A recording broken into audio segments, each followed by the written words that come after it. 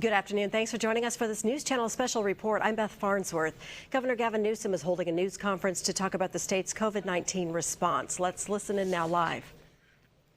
To date looks like, lessons we learned from the spring session, recognition that good enough never is, that everything we're putting out here today we recognize requires even more work, more focus, more energy, and more effort. And so I want to just begin with that as a preamble of deep recognition of the anxiety, deep recognition of the role that we all play on making this school year, modified as it will be, as successful as we possibly can. And I also am very mindful that every single child is unique, every single child is special, every single child has a unique expression. And that means that no two of us learn the same.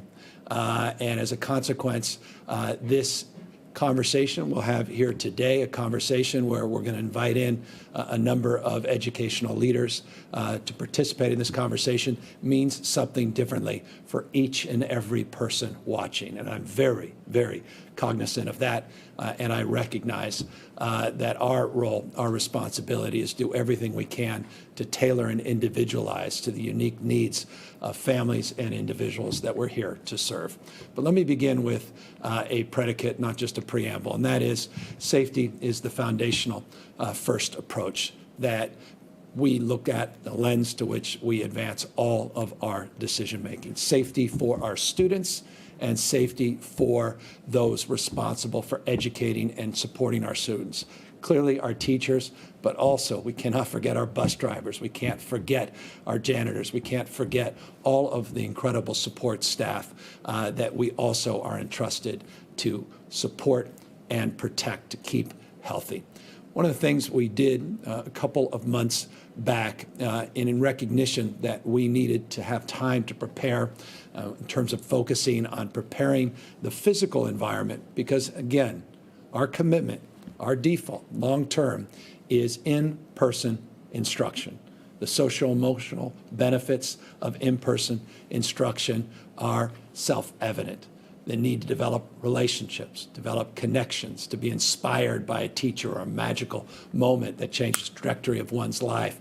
It is suboptimal to have that experience virtually. That is something I believe overwhelmingly is accepted and recognized. So we are in a suboptimal environment, but with expectation and anticipation that we will go back to the environment that we are more familiar with.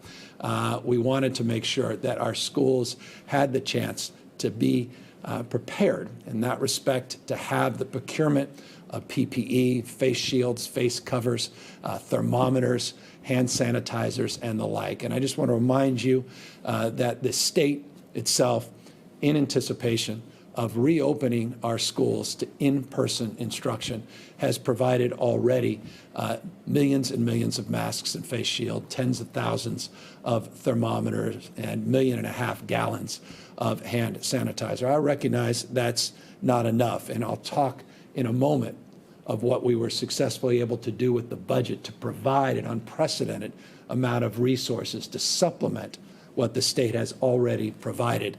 But this is important because I want folks to know the state's commitment to provide at no cost to the districts these supplies in anticipation of being able to move in the direction all of us want to move. That said, we're anticipating, based upon the current analysis, and we'll be coming out Monday with more detailed information as it relates to county by county watch list, which is foundational. We'll talk more about that in a few moments as well. But we estimate at this moment, at least, over 90% of our students, and you can argue it's closer to 95, 97% of our students are likely to start the school year with distance learning. And that's what we're preparing for. That's what we're disproportionately focused on. That school year has already begun for many. Yesterday, today, next week, large cohort week after.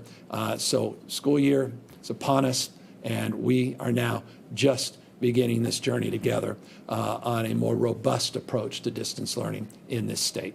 We made this point that schools may be closed. I've made this point in the past, but class is still in session, that we are committed, we are accountable to continuing to ensure that not only we're preparing our teachers to be great teachers in a very constrained and difficult environment, preparing our students to be at their best, but that we are preparing a broad strategy, recognize that we still have a lot of gaps and a lot of inequities that need to be addressed. And so we will get to some of the details of what we're planning to do in that space in a moment, but I want you to know that is top of mind, and we're very cognizant of our responsibility in those challenges. Accordingly, we've been guided over the course of the last many months by a lot of outreach.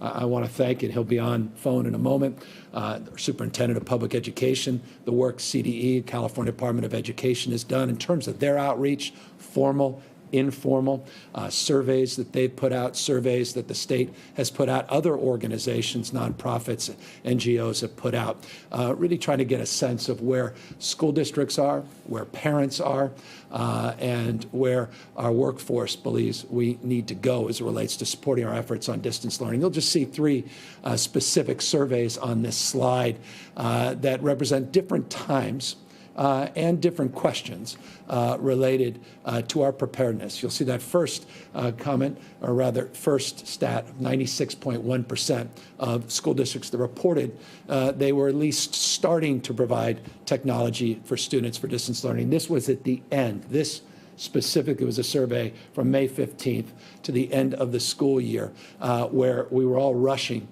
to provide for distance learning. But you can see the vast majority, overwhelming majority of districts were moving in that direction. And we want to carry that momentum and all of the challenges related to closing of that school year and spring session, the lessons learned, want to carry some of that momentum into the fall session.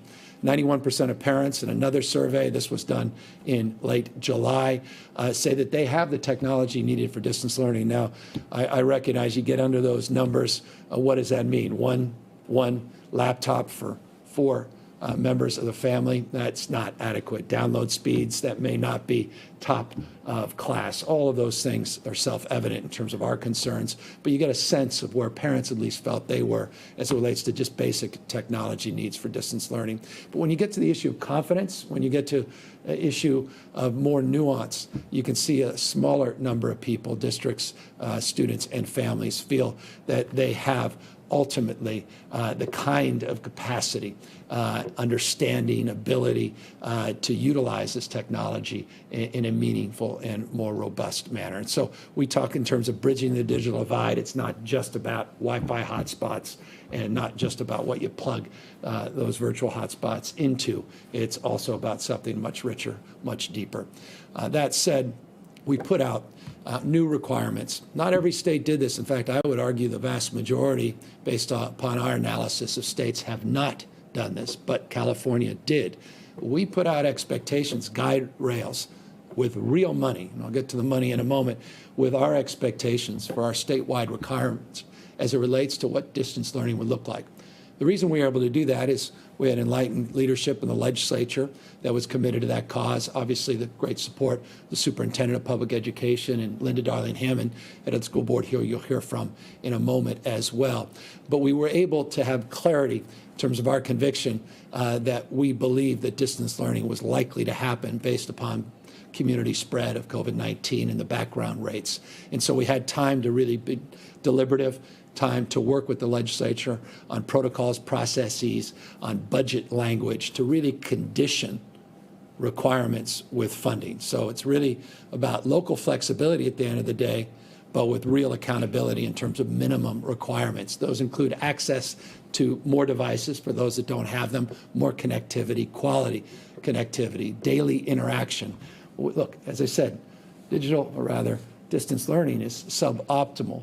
We just don't want people to take their lectures and just videotape them and then provide them online. By the way, you can just go to YouTube and pretty much get that in every subject matter that's ever been debated since the beginning of mankind. This has to be a much more interactive process where we want to bring our students into the screen truly engaged, peer-to-peer, not just with the interaction of a teacher. And so we want a more dynamic engagement to the extent possible through distance learning. We want as much individualized learning, particularly for students of special needs, which is foundational, as much as we can. And that's an area of obvious concern, and I'm going to talk about more of that in a moment. We want challenging assignments. We don't want just people to dial this in, and we want to recognize the diversity of this state, children, as well as parents that are not necessarily as proficient in English, so ESL learners, English second language learners, and obviously meeting the needs of those with special challenges. That said, we have provided to date the access to at least devices and hotspots. I've talked on multiple occasions in the past. I want to thank Tony Thurman and his digital divide task force that he put together, and Linda Darling-Hammond. I want to thank my wife, first partner, Jennifer, for her outstanding work, making phone calls. Trust me, I was standing next to her in many of those cases, emails on Sunday morning, trying to get philanthropy and individuals as well as companies to provide devices and Wi-Fi hotspots. I think you've seen those numbers, 73 devices, 33,000 devices. We were able to procure over 100,000 free Wi-Fi hotspots throughout the state of California. We subsequently worked with California Public Utilities Commission, and they've made available an additional 87,000 Wi-Fi hotspots, part of our budget effort, and they set aside tens of millions of dollars in this space to help supplement the support for bridging that divide for our schools. The issue, though, of digital divide can't not be just distilled in simple numbers of devices and Wi-Fi hotspots. We really need to provide an abundance of resource. I don't know, abundance means something to some people. Others say, well, it's a scarcity of resource. But I will say I'm proud this state took a lot of the CARES Act funding, a lot of the federal dollars for this pandemic. Many other states use that money for general fund purposes. Appropriately and understandably, we used a disproportionate amount of that federal stimulus dollars, and we gave it to our education system this year for learning loss, focused on equity, focused on the lens of addressing the lessons we learned in spring in anticipation we may need to bring those lessons and closing that divide into the fall session. $5.3 billion, real discretion, real capacity to procure more PPE, to provide more deep sanitation, to supplement supports, to individualize learning to the extent possible, speech therapy and other supports for those with special needs, and, of course, to provide more Wi-Fi hotspots, to provide more direct supports, fiber to the extent possible and preferable, to provide, obviously, more Chromebooks and the like. 100% of the eligible schools in California have not only been made aware of those resources, 100% have applied for those resources before the first deadline, and they're receiving those funds. I want to encourage you. We have the ability now with our covid19.ca.gov website. Encourage you to go to the covid19.ca.gov website, covid19.ca.gov.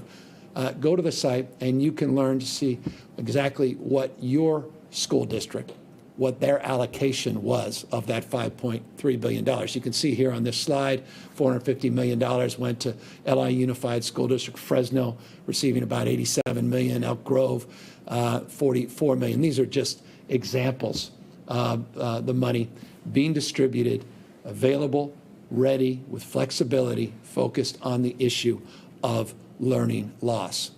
Again, equity is the word that we are focused on and fully resolved and committed to advancing.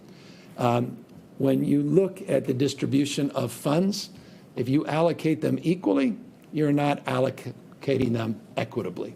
And as a consequence of that, we had a very robust debate with the legislature on how we thought best to utilize the CARES Act's funds.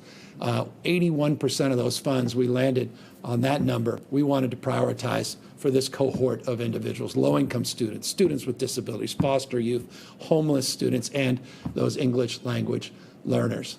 I'm very proud of the work we did with the legislature, with the Superintendent of Public Education, Linda Darling-Hammond's outstanding work to guide us in this direction. And as has been said many times publicly, privately, Brentwood is very different than Inglewood. And as a consequence, the needs are greater in Inglewood. As a consequence of that, we want to provide additional flexibility of resource to address those needs, to do what we can to address these disparities and gaps that predate COVID, but have now been exposed at a different scale since this pandemic. And so that's the framework of focus. Equity lens, robust funding to address learning loss despite other budgetary concerns, flexibility that is needed for districts, recognizing localism ultimately is the clarion call as it relates to education in this state. It's enshrined in the state constitution, local control over 1,000 school districts in this state.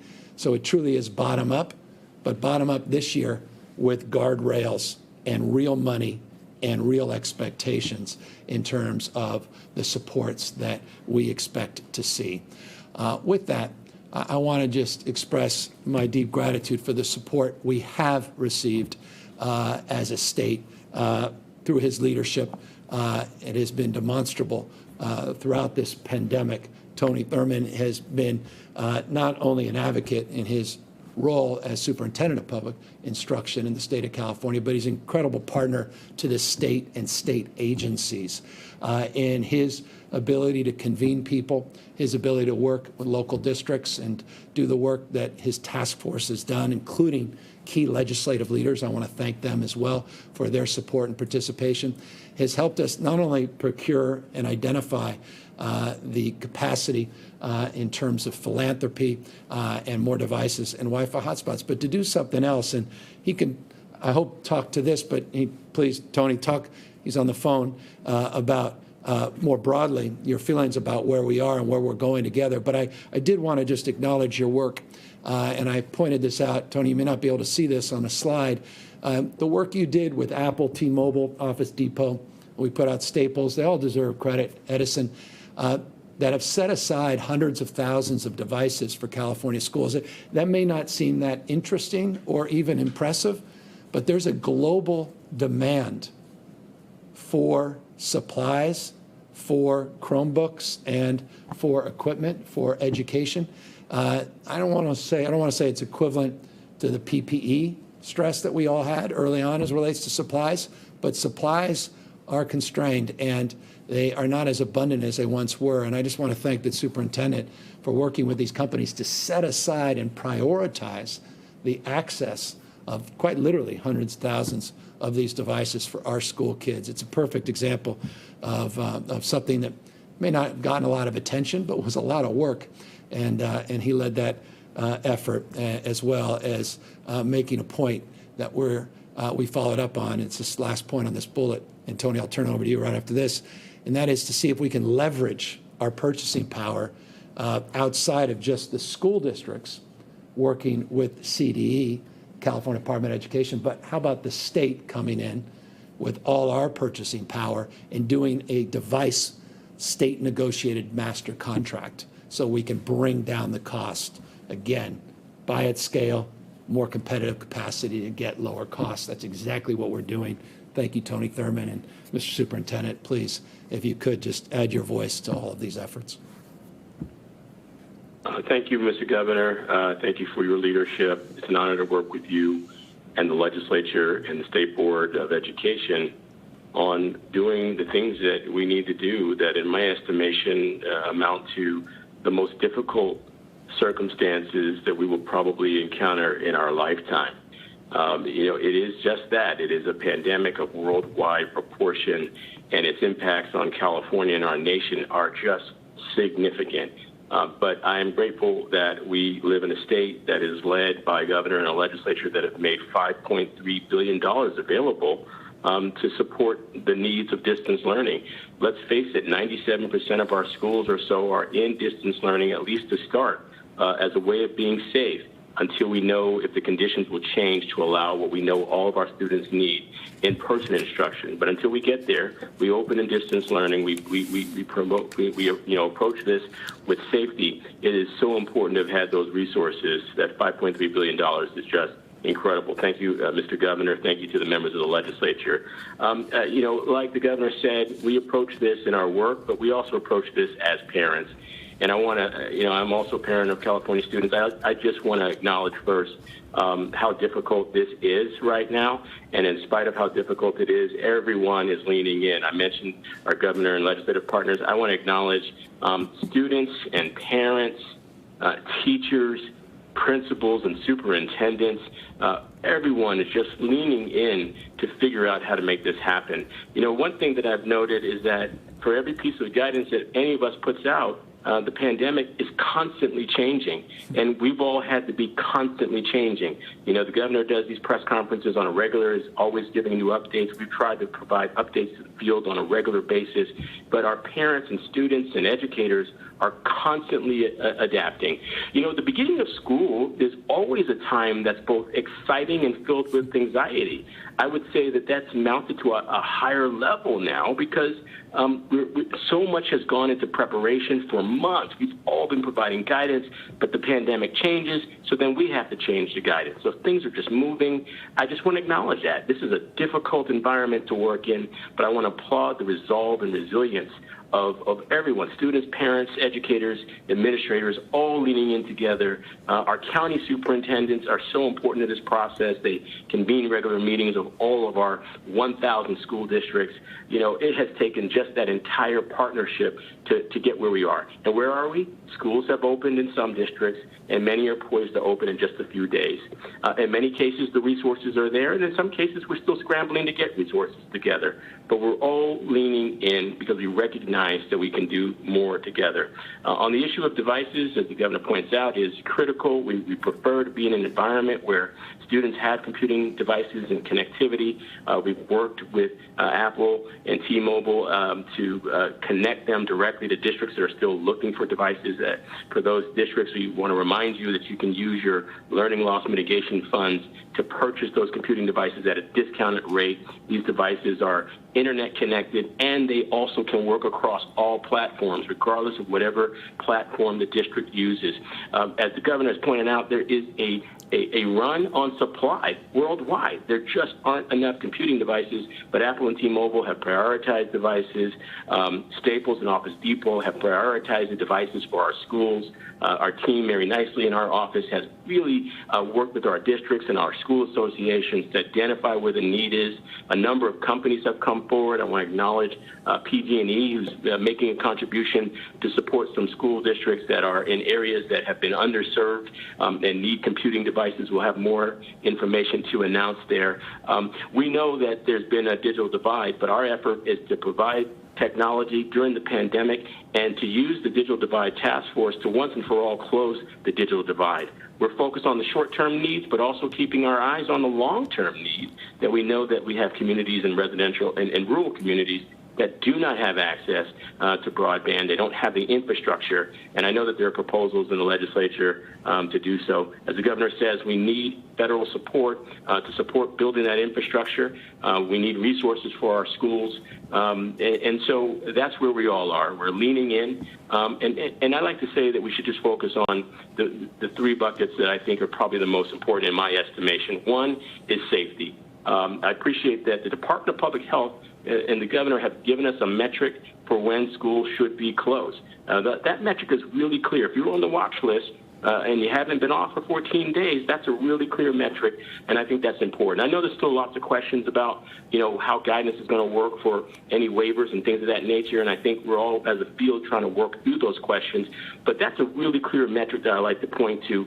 Safety has to be our first priority. I think as we think about safety, we also have to think about the social, emotional learning needs of our students, and that distance learning mitigation fund that the governor talks about allows schools to get counseling resources. We've been working with school districts to maximize Medi-Cal dollars, and I've created a counseling coalition to help address the needs of our students. That's got to be our top priority.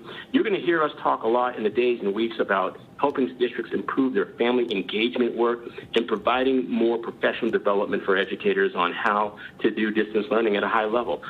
Department of Education is going to be putting out more guidance. We've worked closely with the State Board, with CTA, with a number of educator groups, with school districts to get input on what that guidance might look like, because we know that live instruction is important. We're not saying that kids need to be on computers all day, but we know that students do better when they see their teachers or their one-to-one aides in a live, a live instruction format. That's important to their social emotional well-being. We want that to be balanced. We know that educators are worried about the circumstances that they're headed into, and we want to be cautious. Again, safety, social emotional learning, and then we just have to continue to talk about learning. These circumstances are not ideal that students are returning to school in, but students continue to learn even under these conditions. And we've got to make that a priority and to make sure that we offset any learning gaps that may have resulted when we first moved into distance learning. We know that there were bumps, but I'm grateful that when we moved into distance learning, people put safety first. And there was no playbook to do this. We know that at times there were bumps. We're learning from that now, and we're using that learning to make sure that we guide the next round of distance learning in a way that is balanced, that is thoughtful, and that offsets any learning gaps, that prioritizes equity. And you've heard the governor talk today about resources that districts can use to balance out their distance learning with equity as a lens. These are clearly uncharted waters. These are times where we don't know all of the answers, but there are some things that we know. The governor says it all the time. Wear a face covering, and that'll help to keep us safe and flatten the curve. We can't control what coronavirus does, but we can control how we respond to it. We wear a face covering, we wash our hands, we maintain physical distance, we give ourselves a fighting chance to reduce and prevent infection across our communities and certainly in our schools. We stand committed to work closely with the governor, the Department of Public Health, the State Board of Education, the legislature on continuing to provide guidance to make sure that all of our students are served as well as they can be under these circumstances. Again, with a preference and focus on making sure that we do more to improve the delivery of special education, making sure we do more to support English learners, we do more to support those families who are loosely connected to schools. We want every school to have a hotline where parents can call. If they need help, don't ask them to email. We want them to have a hotline that they can call. We'll be reaching out to school districts to talk to them about how we create these kinds of family supportive, family engagement models. These are tough times, but as it relates to providing an education to our students, we've got to rise to that challenge. We can do more together for our 6 million students. I'm grateful for you, Governor. I'm grateful to our State Board President and our legislature, and to all of our students, parents, educators, administrators, and superintendents. Continue to be safe and well, and we stay tuned and available to answer questions today and at any point for our California education system. Tremendous. Thank you, Mr. Superintendent, and thank you for the spirit that brought you today to join us, but moreover, all the outstanding work you've done. I think what I hope everybody just heard, besides all the specifics and the good work the superintendent has been advancing, is a spirit of collaboration, a spirit of cooperation that doesn't exist in every state. Many states it does, but it's a wonderful thing when you have a superintendent and governor and legislative leaders, advocacy of all stripes working with the same goal in mind. And the superintendent was very honest and forthright, and none of us are naive of, the challenges that we experienced in closing out the school session last year, the challenges that we face with this ever-evolving pandemic, and the challenges of meeting the needs of the largest school system in the United States of America. And so we're open to argument. We're interested in evidence. We're not ideological about our approach or this endeavor, and we recognize the humility that needs to be behind all of these efforts. Some will do as designed and intended. Others will have unintended consequences that we need to own up to and address in real time. But we're condensing decades of conversations in just a few months. And in that spirit and in that light, I want to just pick up a little bit on what the superintendent just said as it relates to the work that we need to do more broadly to support and secure technology and access and address the digital divide for the state of California and for the future of our state, to support our parents, to support those teachers that may not need those supports for academic purposes, but need them for economic and other purposes. One of the reasons Tom Steyer agreed to co-chair our Economic and Jobs Recovery Task Force was his desire and his commitment to address the digital divide once and for all. He made a point, which was very resonant with me, is we've been talking about the digital divide for the vast majority of our lifetime. We want to move past this and have the digital divide in our rearview mirror. And while schools are foundational in those efforts, we also need to broaden this agenda. And so with that, I'm very pleased that Tom joined us here today. He's going to update you on the work of the task force, the work that he's done with internet service providers and others. And I'll talk in a moment about an executive order we're putting out today based upon his advocacy, based upon his leadership. Tom Steyer.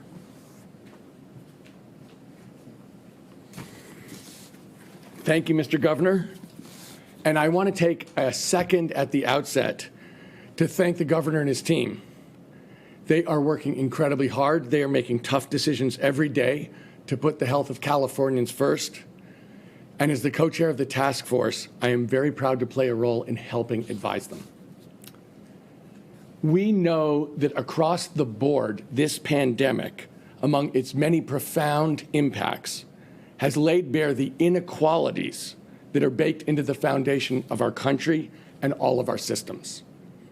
One specific example is that too many families, mainly low-income families of color, are without quality internet service.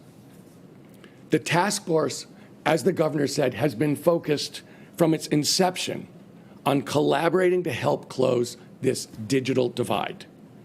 Our discussions have ranged over how it's affecting every aspect of our economic and social well-being, from telehealth to teletraining to e-commerce, but particularly the issue of distance learning, now that over 6 million California school kids will be learning online this fall. That's why with everyone from Governor Newsom to State Superintendent Tony Thurmond to the state legislature, every member of the task force is committed to closing the digital divide in California ASAP. We want a more fair, more resilient, and more inclusive economy in the 21st century, starting with ensuring that everyone has access to the tools that they need to succeed. And in particular, we know that under no circumstance can we, the adults, fail our children. We cannot take no for an answer. Specifically on the task force, we've been working with members that represent Apple, Google, LinkedIn, Esri, AT&T, NBC Universal Comcast, Salesforce, Edison International, the community foundations, the California Teachers Association, and others. And they've been working diligently to bring forward specific ideas to address all aspects of the digital divide. In addition, we've been working with the other relevant private sector companies who are not members of the task force to make sure that we work collaboratively to get a comprehensive solution. In particular, the task force commends and appreciates the work of the internet service providers in our state and their long-standing efforts to provide connectivity to all Californians. But now we seek and need an even stronger partnership with them.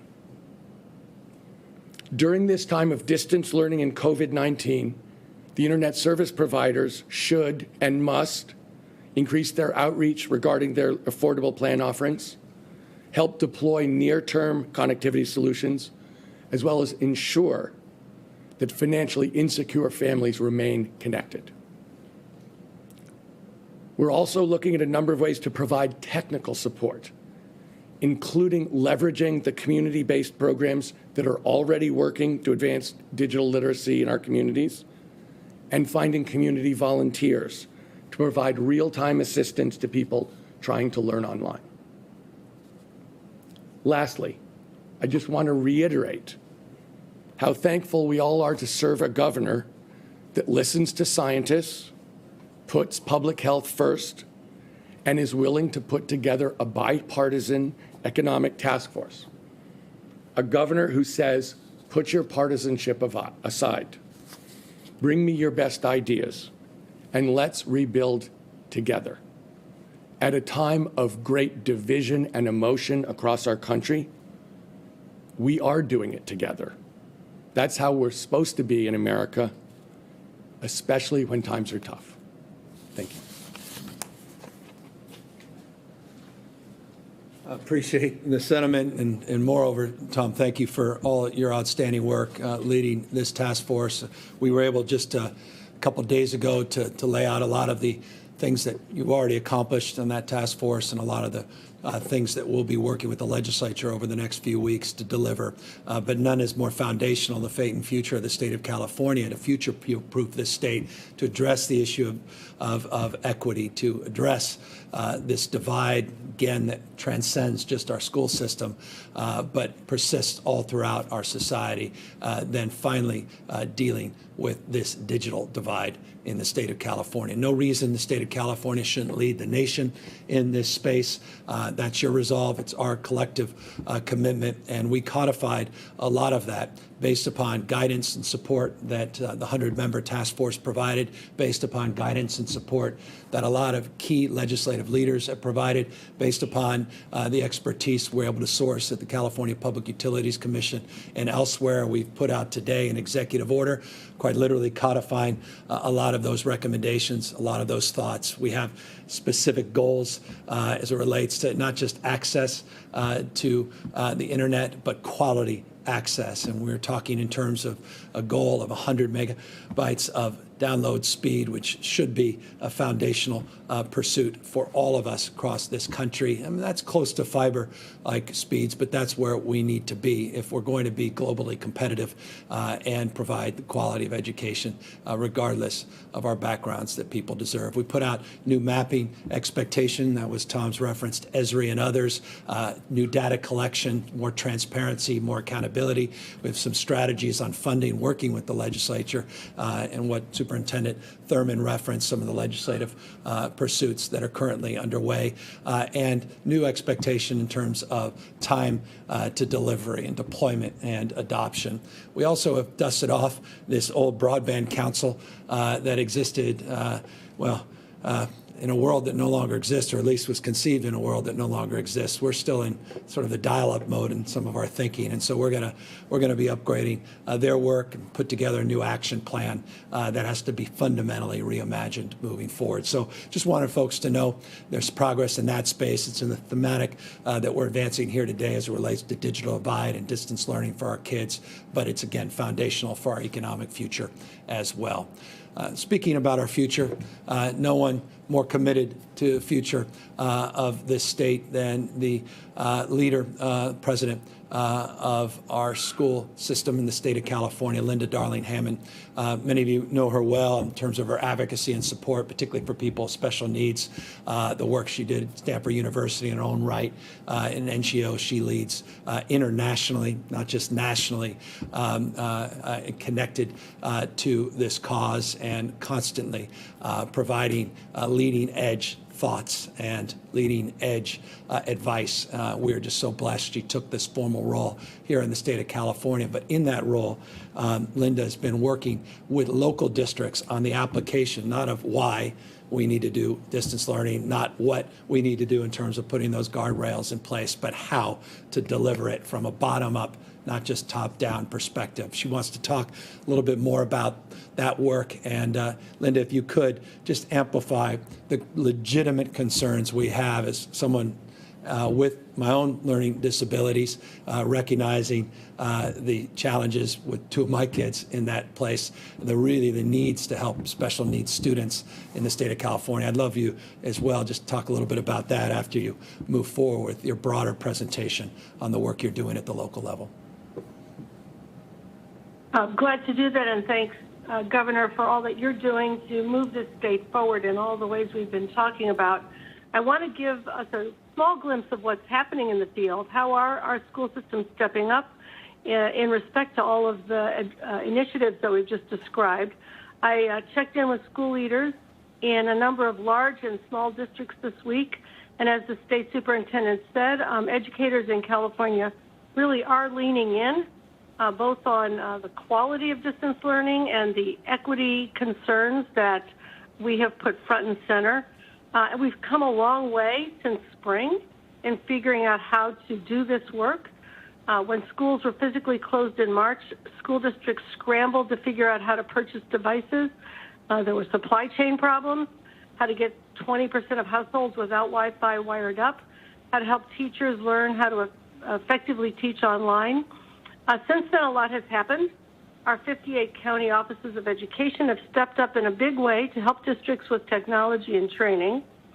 4 of these counties, Kern, Orange, San Bernardino, and San Diego, have launched a distance learning consortium through the CCEE, which provides curriculum units and lesson plans, as well as training for teachers.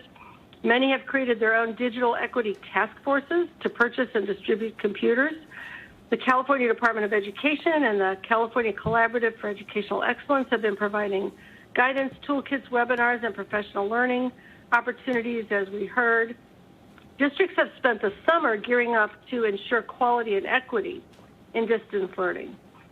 In talking to school leaders this week, in districts ranging from our biggest districts in Los Angeles, San Diego, and Long Beach, to tiny, high-poverty rural districts like Elk Hills, which is 30 miles east of Bakersfield, and San Lucas, which is in a part of Monterey County that has no streetlights or sidewalks. I've heard how all of those districts have ensured that 100% of their students can have laptops and hotspots in settings ranging from households to homeless shelters. A huge amount of learning has really gone on. San Diego and Elk Hills held focus groups with parents to learn about what worked and what did not work last spring, what families need. That guided their plans for common online platforms and instructional approaches in the fall. Los Angeles learned more about how to offer effective online instruction by offering summer school to all, and more than 100,000 students showed up, studying reading and math, of course, but also music and the arts. Thousands of them took guitar lessons with instruments donated by Fender Guitars. They've got another 2,000 coming this year because they're committed to having the arts side by side with math and social studies and science and English language arts in their curriculum. I heard from all of these districts how schools are organized to ensure that students will have daily face-to-face instruction covering the core instructional areas, plus PE and the arts in large and small groups and in one-to-one settings where those are needed to meet special needs.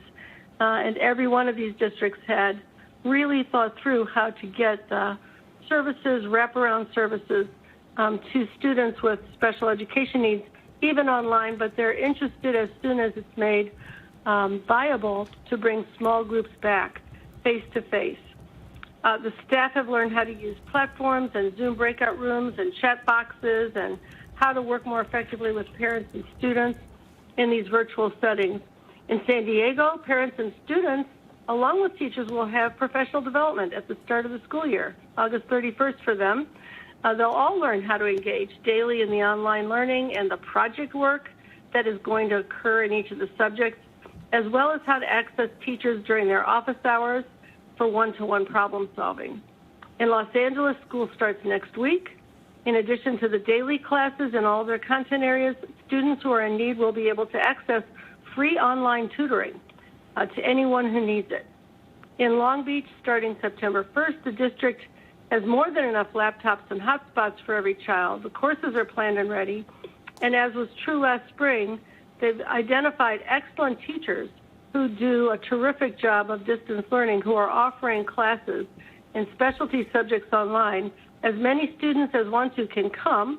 Last spring, some of them drew over 2,000 students, and some will be offering demonstration lessons online for other teachers who want to learn their approaches. In Elk Hills, school started this week, 100% of students were connected and in attendance by day 2 of classes.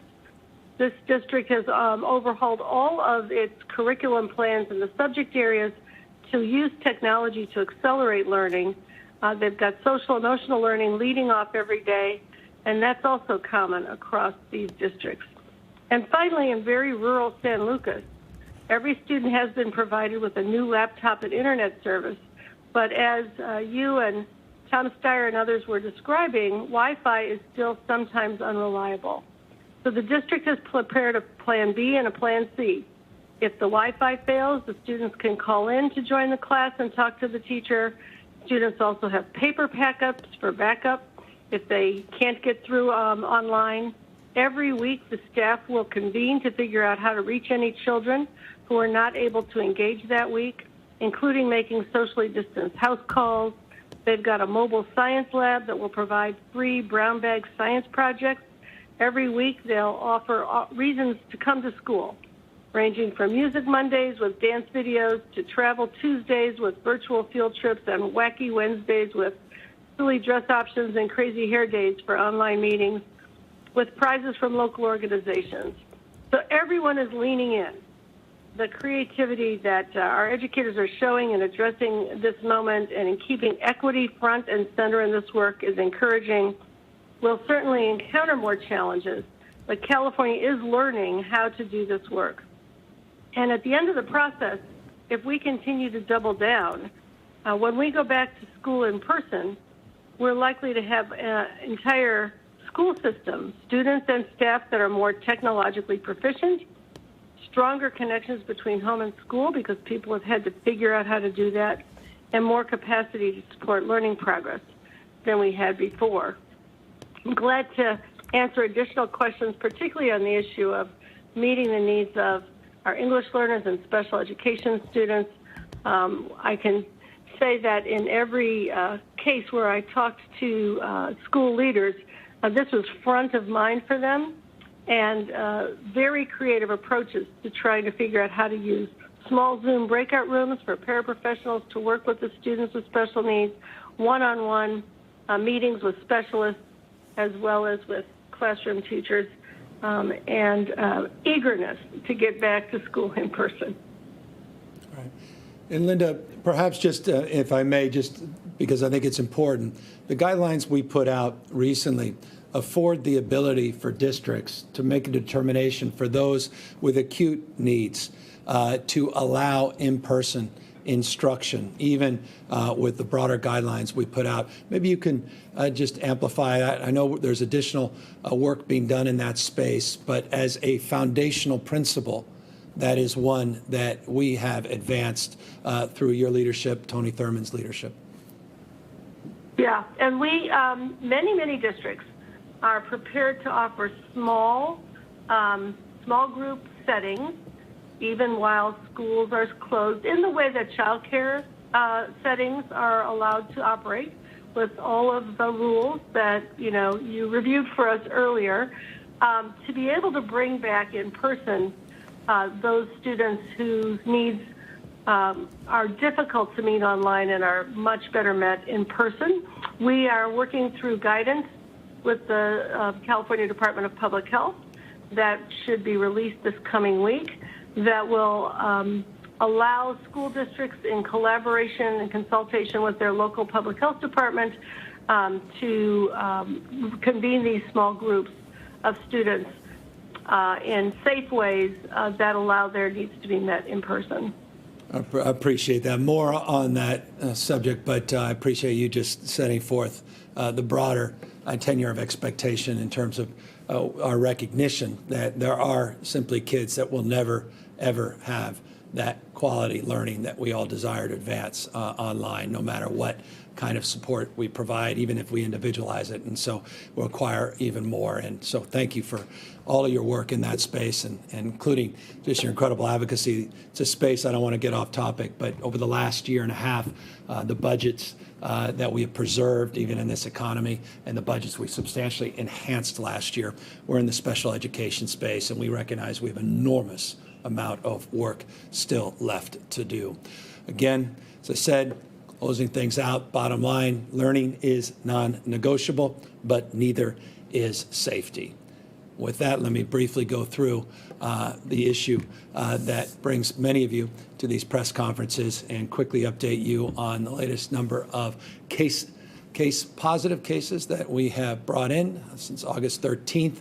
You'll see a number there of 7,934, as was the case on Wednesday. Before you jot that number down, consider that this will be the last day we will have to report backlogged cases related to a backlog that many of you are very familiar with. Of the 7,934, 4,429 are backlog cases, putting our new case number today at 3,505. So this was the day we committed to reporting out our efforts to clean up that backlog, bring all the positive cases related to the backlog of total cases, roughly 295,000 cases.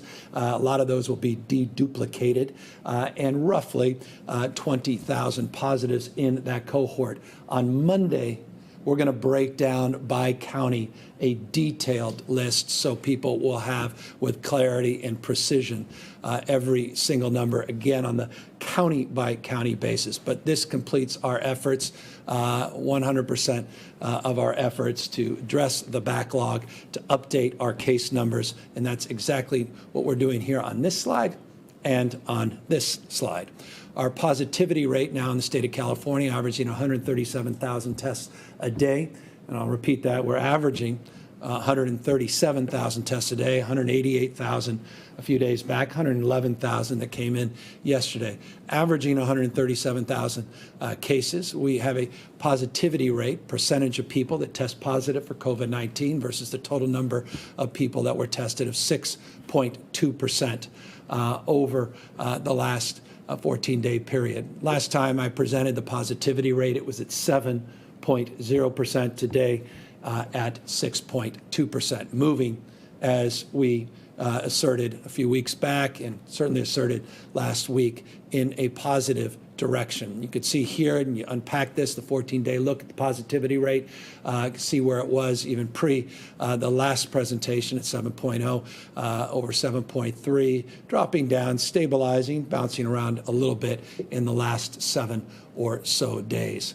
Not surprisingly, and in accordance with trends that we have presented consistently over the course of months, positivity rates, hospitalizations, ICUs, having a relational construct here. Hospitalization numbers continue to decline.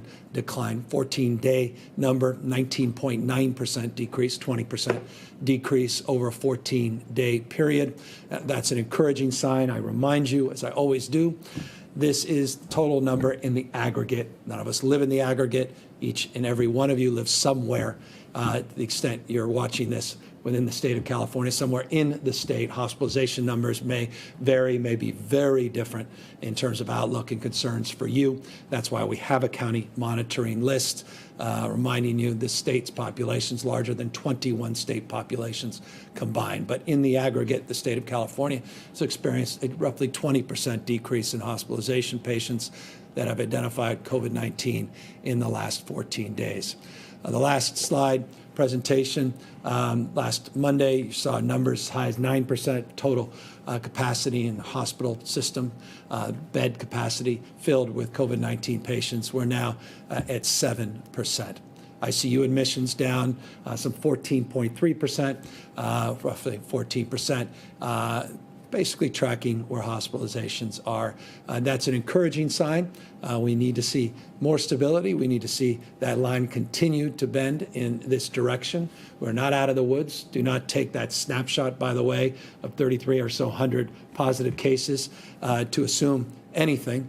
The trend over a 14-day period shows a much higher number than that, but we are seeing a trend nonetheless that is moving in the right direction because of all of your outstanding work. Thank you to everybody watching. Thank you to 40 million Californians and those that have really done their best to be responsible not only to their own health, but to their friends, family, loved ones, and the broader community and the society we're trying to rebuild after this pandemic. care capacity in the ICUs, down to about 20% from 22, 23.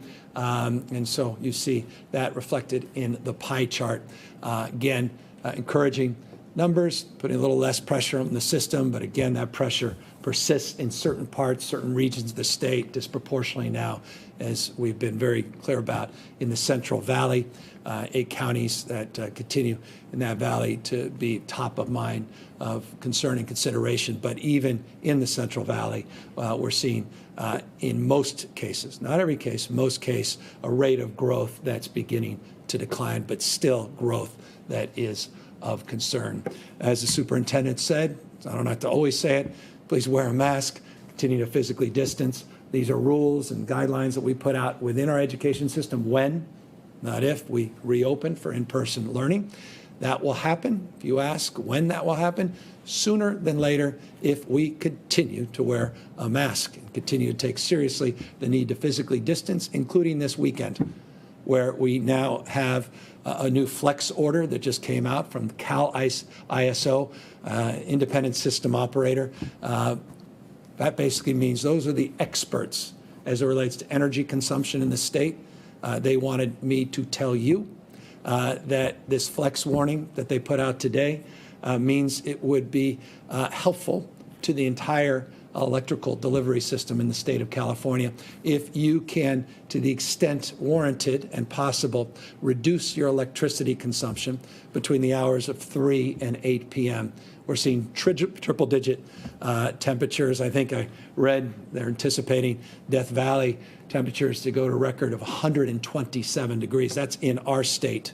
That's not some distant land overseas. The next 7, 8, 9, 10 days, we're going to experience record-breaking temperatures, as the case in any jurisdiction on the globe. That means we can all do well just to be thoughtful about our electricity and energy consumption. So if you wanted to remind your kids when you walk out of a room to turn the lights off, this is the time to do it, particularly between the hours of 3 and 8.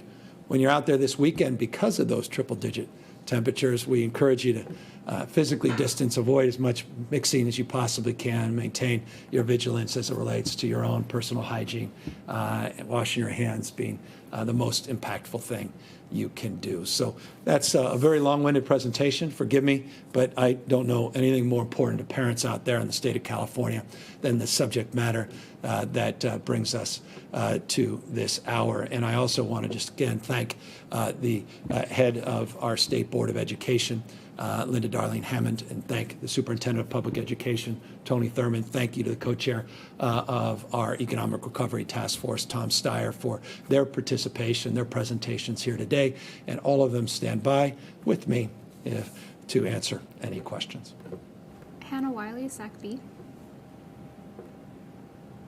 Hi, Governor. Thanks for taking questions. Pivoting a little bit here, the Ninth Circuit Court of Appeals today struck down the 2016 law banning possession of high-capacity firearm magazines.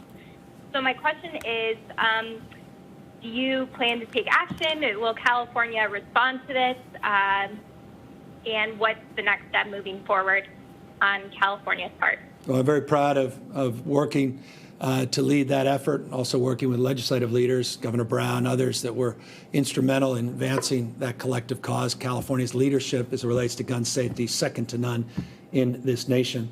I'll remind everybody, a gun, respectfully, has never killed anybody unless the gun is used as a blunt instrument. The gun requires a dangerous and deadly component, and that is a bullet. Ammunition. It's a rather interesting fact in this state for over a quarter century. Not in this country, however. We have background checks, comprehensive background checks, at least here in the state of California, on gun purchases, but not on its deadly component. And so we've long advanced efforts to focus not just on guns, but also focus on keeping those dangerous components out of the hands of people that otherwise should not be afforded that fundamental privilege/right. large capacity magazine clips, with respect, I think fall into that category. There's been local ordinances that have been upheld by the courts. The state ordinance, I haven't had the chance to read the decision. It just came out. When I do, I'll have a chance to respond in detail to your question about what our next steps are. But I think it was sound. I think it was right.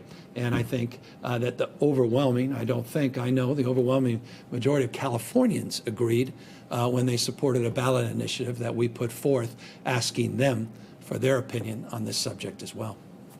Patrick Healy, NBC4. Thank you very much. Mr. Governor, a couple of questions, one related to COVID and one related to the problems with the United Parcel Service, USPS Postal Service. Doubts whether or not it will be able to deliver the volume of mail-in ballots for the November election. Is there anything that the state of California can do to deal with that? And the COVID question in schools is related to what Linda Darling-Hammond was talking about. These small groups of students with special needs being able to convene in person. Can that occur in the counties on the watch list? And when will the specific guidance for that be coming out? Thank you. Thank you for the question. And since I opened up that door and opened up the conversation in anticipation, rightfully, that someone may bring it up, it's certainly one we've been talking about for months now. Linda, you're still on the phone, and if you could answer that question, and maybe you can also amplify it, talking a little bit about just a broad strokes preview of some of these care center concepts that are also being formalized throughout the state. Right. So even as we speak, child care centers do operate for essential workers and so on in various parts of the state, including the counties on the watch list. Those guidelines that have been created can be developed further for similar kind of convening in school districts that are on the watch list, counties that are on the watch list, to convene very small groups that are in small cohorts that do not interact with other cohorts, that are able to work with staff, on particular kinds of learning. That would be in counties that are on the watch list that have where the framework for the provision of those services, meets a whole set of guidelines. Similarly, there are places in the state that are figuring out how to offer settings for children to come to for distance learning if they're in a place that cannot receive internet, or where there's not a parent at home, or if they need additional support. In San Francisco, the Department of Children, Families, and Youth is creating some of these kinds of essentially child care-like settings, small groups with social distancing, face coverings, and support of adults to be sure that kids are supported even during distance learning. So that, as I said, is something that's being worked through in terms of the guidelines, and will be available probably within the week for consideration by school districts. Appreciate the question is a very sensitive one and very poignant and personal one for hundreds of thousands of families in this state. And so I appreciate, Linda, you're illuminating a little bit more about what's already happening in this space, but moreover, some of the more specific prescriptive guidelines that we'll be putting out. Again, a lot of pressure, a lot of anxiety on parents, on students. These kids are kids themselves, and our teachers and paraprofessionals and others. And I just want to say to all the teachers and paraprofessionals, thank you. Thank you for working through your own anxieties, your own fears, your own concern about your own personal health. Many of you have kids yourself that need support in addition to the kids that you are supporting every day in our virtual classrooms. I know all of you got into education for equity purposes. Overwhelming majority you did. to right wrongs, to address the issue of social mobility, and care deeply about learning disabilities and learning differences and the needs, the special needs that so many of your students have. So again, a lot of work being done, a lot of anxiety in this space, and know that we've got a good team, Linda and her team, and of course, great work of our superintendent that are resolved for the long haul to address these issues. Let me just quickly address the issue as it relates to what's happening or not happening with some of the sabotage that's clearly intentionally being done to our postal delivery here in this country. This is going to impact not just elections, going to impact your ability to get quality care in terms of your prescriptions, to get information, to be able to correspond with loved ones and the like. Vulnerable populations disproportionately being impacted because of their utilization of our postal system. I haven't experienced this in my lifetime. I don't know that any of us have, the weaponization of sorts of our postal system. Here's an answer to your question. I am not a member of the federal government, but however, as a federal taxpayer, I demand and expect more of our country, and that first needs to be called out. I'm not alone in calling that out, and I don't know that this, by any stretch, is even a partisan issue. I think vast majority of us, regardless of our political stripes, would assess the situation accordingly and assert, I think, similar sentiment around legitimate concern about sorting systems vanishing, around concerns around just basic, fundamental, life-saving delivery that has been part of our proud history as it relates to our postal service. It's Americana, it's apple pie, and I'll throw in baseball. That being said, it relates to the issue of what the state can do. Let me tell you what we've done. I signed 2 executive orders a number of months ago to jumpstart the process, working with our Secretary of State, Alex Padilla, on mail-in ballots. Mail-in ballots are well known and well utilized here in the state of California. Increasing numbers every election of people using absentee ballots, which are mail-in ballots, very effectively and very safely. The numbers increase every single year, but not everybody wants the benefit of a mail-in ballot, even in a pre-COVID environment. They want the in-person experience. There's something that is very touching and emotional about that. I'll be honest, that's my preferred source of voting. There's something about Election Day, bringing your kids, as I have last few times, and sort of teach them civics. That's deeply emotional and it attaches very deeply very deeply in my memory from the first time I was able to vote. We want to provide those points of access as well. And that was the second executive order I signed, to provide access points for drop-off that is not just to the Postal Service, drop-offs of ballots that you may have filled out at home but want to drop off in person, provisional ballots and the like, and the work that obviously needs to be done for people that otherwise are not accessing or cannot, for other limitations and challenges, the absentee or mail-in ballots. Those 2 executive orders were codified. Thank you to the leadership of the California Legislature. They passed 2 pieces of legislation, and I recently just signed them to double down on those commitments. But we also did this. We have a provision that allows 17 days to collect ballots.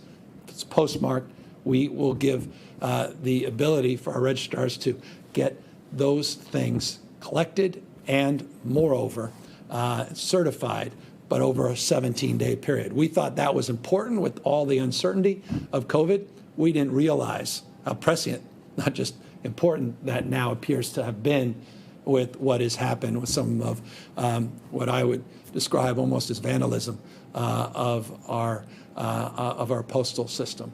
And so I hope this is a temporary moment. I hope cooler heads will prevail. I hope Congress will work with the president to address his concerns and work together to build this into the next stimulus package, put aside our differences. I expect and believe that will happen. I say not just as an optimist, but I think as a pragmatist as well. It's in everyone's interest that this get resolved, but in California's interest, we have a 17-day window if indeed there are delays. Hey, Governor Newsom, thanks, as always, for giving us some time. We've asked you about this before, but there are now 2 wealth tax proposals for the legislature, pushed in particular by teacher unions who say they're going to need that money to be able to reopen safely. They've made clear that this is going to be one for next year, so I think we can count on that being at the top of the agenda for them. Is that a proposal that you would be potentially willing to entertain, the idea of some sort of wealth tax to help fund schools? Yeah, I haven't looked at it. Now, we have an initiative on the ballot to do just that. So, look, I want to see where things go over the next few months. We passed a budget that closed a $54.3 billion shortfall. We did it on the basis of a lot of support from the federal government. We did it with some expectation of additional support, including to our public education system. We anticipate gaps in our budget next year in roughly $8.7 to $9 billion. So we project a shortfall into the future. And so we'll be working we have been working very diligently to address that shortfall. I have a presentation that I'm already working on to the legislature, a January budget proposal. So as far as I'm concerned, you have to be considerate and open to what the conditions provide for. And so we'll anticipate things passing on the ballot, perhaps things falling short. What happens if this passes? What happens if this doesn't pass? What is the next step? What's the next consideration? I haven't read this. I saw a press release, or moreover, I thought some reporting on a wealth tax. I will just say this, though. We're the state of California, not the United States of America. I thought the tax cut that President Trump advanced was a huge mistake, a colossal mistake that will impact our kids and grandkids. You saw that demonstrably so in one of the most robust economic expansion periods in American history, one the president clearly inherited from the previous administration, that we were running historic deficits. That was only possible because, it was aided certainly by that historic tax cut where many companies and individuals weren't even asking for it. I thought that was a mistake, and I'm looking forward to a Biden administration to right that wrong and fix that. I think at a state level, it's a way of long-windedly making this point, you have to be careful about taking national constructs, which may be appropriate for a nation, and having state-by-state constructs until and unless you consider the impacts of those decisions on your ability to retain and attract talent, individuals, companies, and your competitiveness. Everything needs to be considered in that light. And I would encourage those that are making proposals in this space to consider those impacts in relationship to what may or may not be happening in other parts of this nation. So for me, the issue of taxation issue is, for me, one where, as a federal construct, it means one thing. As a state and even at a local level, one has to consider the impacts of these decisions in terms of our competitive environment, in terms of all of those factors as well. Corin Hoggard, ABC 30. Good afternoon, Governor. We have a fairly sizable private religious school here in Fresno County that opened for in-person instruction yesterday, then got a public health officer order to close, and yet they opened again today despite that order. So can you talk to us about the consequences for that, both from the public health perspective and also the legal perspective?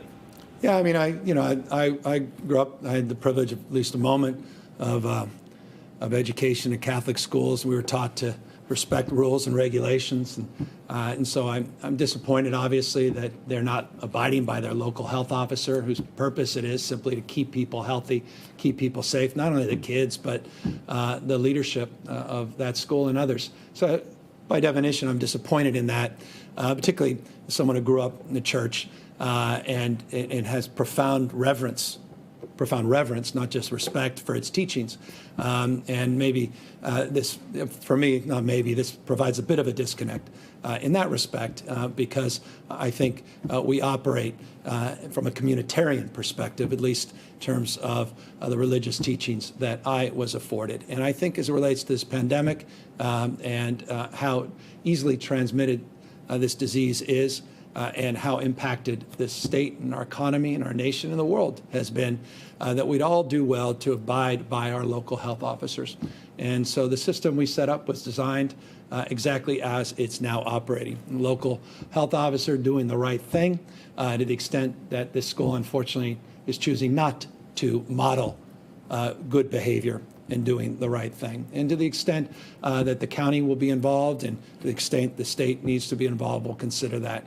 So look, I'm not, what happens in these instances, the governor sort of points something out and people, react and everybody flexes their muscles. I'm not trying to flex any muscle here. All I am is trying to encourage people to stay safe, stay healthy, because my absolute goal is one I think the leaders of the school share, and that's to keep our kids safe, to keep them educated.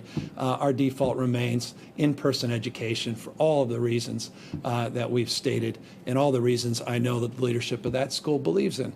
But we can do that by moving quickly to eradicate and mitigate the spread of this disease, get the treatments, and ultimately get to a vaccine. The sooner we do that, as soon as we model good behavior and don't send mixed messages, then the sooner all of us go back to school and we all achieve our respected goals. And so that's my hope and expectation, and I say that with deep love and deep reverence for the teachings of that school. Final question, Margaret Carrero, KNX. Yes, Governor, thank you so much for taking questions. I'm hoping you could speak to a little bit about California becoming the first state with 600,000 confirmed cases of COVID, and speak a little bit more to the specifics of today's executive order, if you could. Yeah, I think the 6.2% positivity rate is a very encouraging sign. I think it's interesting. California, while we may have gotten a slower start than we otherwise wanted, it's a stubborn start as it relates to testing. We've been able to step up our testing in a meaningful way. It's still not where I believe we should be and where I'm committed to taking the state in terms of total number of tests. But we are punching above our weight now in terms of our efforts to really get a sense of what is the background rate of infections, what's the community spread of this disease. We're not shying away from that. We're not playing in the political frame that somehow tests are bad because they were by definition show a higher count of total number of positives. But the number that really matters to us, the one that I'm not as fixated on as perhaps others are, is that positivity rate that gives us a better sense of what's really happening in terms of the community spread. What's happening in our hospitals is foundational. What's happening in the ICUs is foundational. Obviously, that leads to concerns and obvious issues related to morbidity, mortality. And so that's where our energies are. But I'm not going to back off on more tests because I fear a question like yours or concern about total number of cases. You have a responsibility. This nation, I think, deserves to have a better sense to know how prevalent is this disease. And I can assure you it's exponentially, well, maybe not exponentially, it's significantly, I would argue, more prevalent than those numbers, even in California, suggest. And it's simply because we haven't put the testing protocols in place and we haven't scaled our testing capacity as the most innovative nation on the planet. And so that includes California. We've got work to do. We've got this X Prize we put out. We got this new testing task force that's been instructed to be more creative in terms of new testing strategies, new in-home testing strategies, non-PCR testing strategies. And we'll be looking forward to announcements in that space, or I hope you'll look forward to them very, very soon. So that's just, that's it broadly on a nutshell. You'll see the executive order. Forgive me, I don't want to belabor this, but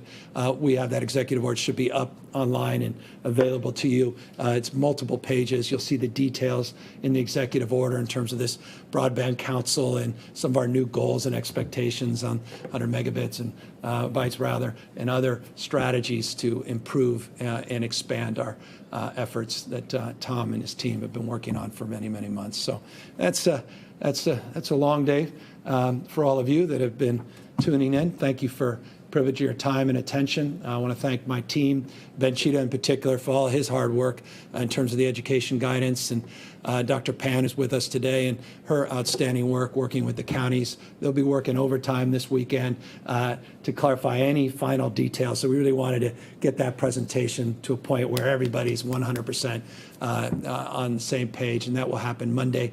We'll get that new updated monitoring list out and about, work with those elementary schools that are looking to do these waivers. Many of them have already submitted waivers, and we look forward to the data coming out Monday to help advance that cause as well. With that, continue the cause of good hygiene, wearing a face mask, be safe, and try to avoid mixing this very hot weekend. And between 3 and 8, if you could, ISO would be pleased, maybe turn off a few lights if you could, to help us with our energy grid. Take care, everybody.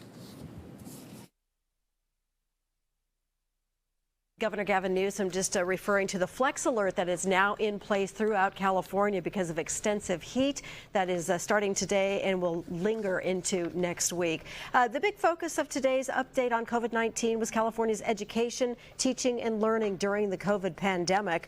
More than 90% of students, the governor puts it more at between 95 and 97% of students in California will start the school year distance learning. Safety is the top priority. We'll have more on this coming up tonight, starting at 5 o'clock. Quick update on the numbers: 7,934 new cases of COVID.